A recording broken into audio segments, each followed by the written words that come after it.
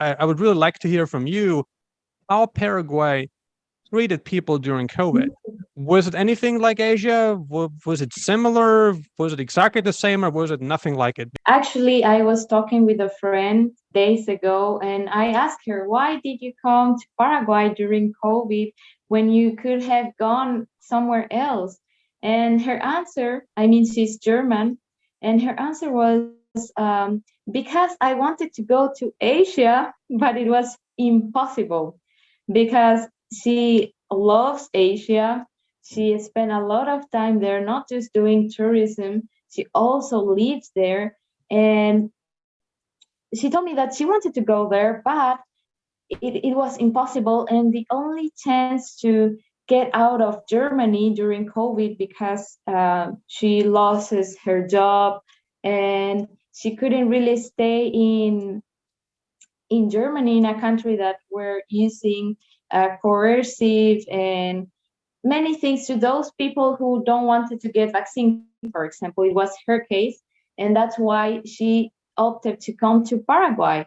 Also because in Paraguay you have a lot of German communities, so she also had some friends that could help her to come in Paraguay and to adapt. So when I met her, we met during COVID, of course, during 2020, and in that time was really funny to have time with her because normally we went outside and we walk and we drive together, and all the time, like every 20 minutes she was pointing something and saying, hey, this is not possible in Europe, this is not possible in Europe. It was really shocking for her to see, for example, I don't know, many things, for example, street sales or other type of things that for her was really surprising, that was legal in Paraguay, but in Germany will be totally illegal because it wasn't so perfectly in an order that it was considered okay for Germans or for the German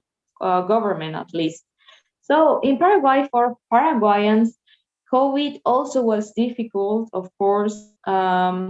But I think that in the moment that the government wanted to put more restriction on the personal freedom of people and the personal decisions, people protested a lot. So, for example, if the government wanted to close the businesses or wanted to put a fine on businesses, they protest, and including me, including my family, because we also have a history of entrepreneurship. So we need a lot of freedom if we want to survive as a company, for example.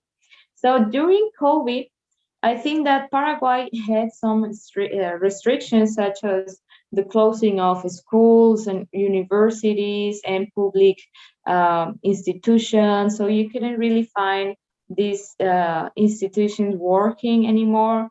And also, gradually, all commercial stores needed to close, and also all the workers, excepting those who give primordial work, were staying at home. So gradually the commercial were closed, but not like in one point. So it was the decision of each local to be closing and closing, and also of course the government wanted all to be at home, but that was impossible because Paraguayan, we don't need to pay a lot of taxes, so we don't receive a lot of benefits from the government. So every money we do, it's up on us. So we need to survive by our own hands and our own work, which is fair, and we like that lifestyle because we also, as Paraguayan, we don't trust the government, and we know there are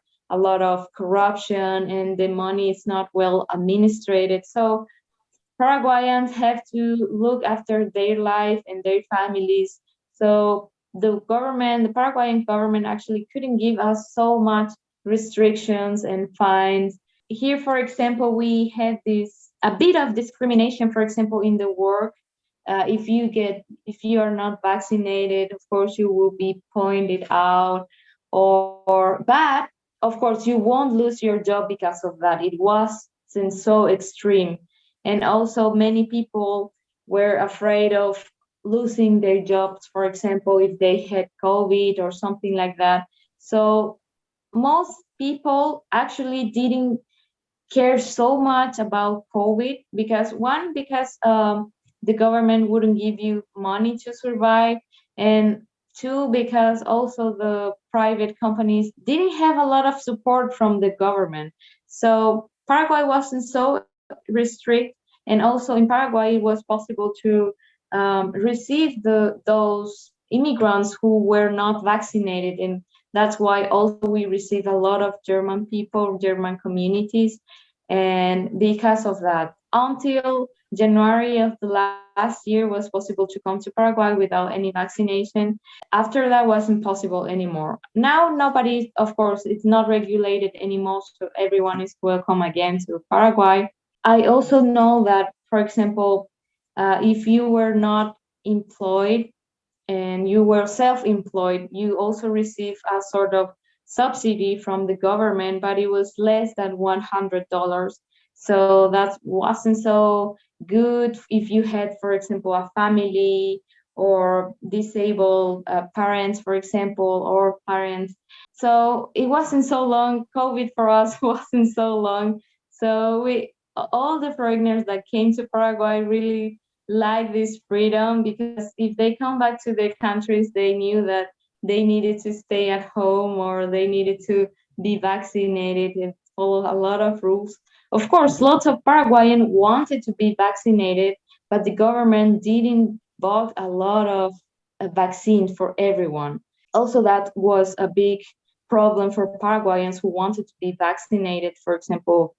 And also the system, the health system were a bit collapsed during the COVID. But also, if you as a Paraguayan wanted to go to the hospital, were not possible to have any type of assistance, because everything was COVID related.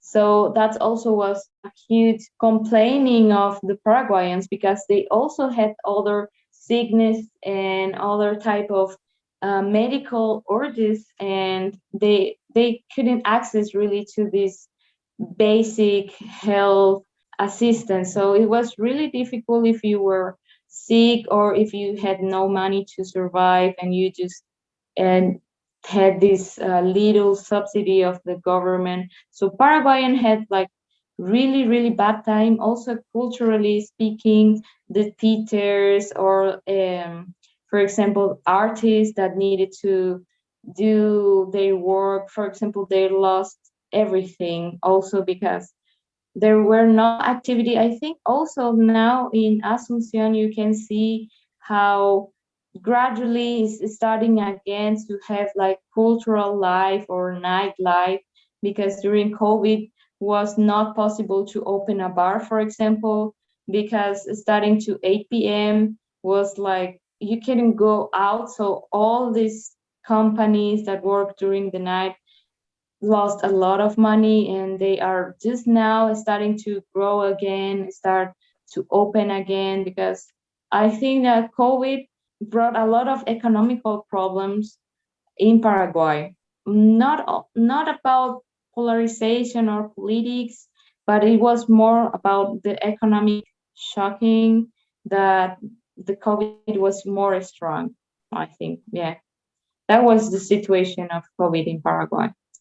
It was a lot of freedom, but also a lot of struggle, because I also know that many Germans came, of course, but also many of them went back to Germany due to these health and economical struggles that Paraguayan live. But if you are, for example, self-employed and you have your company and you're looking for a country that is friendly with tax and everything, Paraguay is a great, great place. But if you are looking for a government that will support you in bad times, for example, economical bad times for you, you won't find a lot of support. So if you are an entrepreneur, Paraguay is great. For me as a Paraguayan, it's great. As an entrepreneur, I love Paraguay. But if I was a normal person that wanted to go in Paraguay and get a job, for example, and live a normal life, it is difficult if you are the type of person who is looking for a government to support you and your life, etc. But yeah, basically that. Mhm. Well, I always say in life you can't have everything. If you find a place Mhm. like Paraguay Exactly. and it offers you such a great tax incentive. Subscribe now and turn on alerts to never miss any of my future nomadism, dating, and business advice videos. Thank you for watching.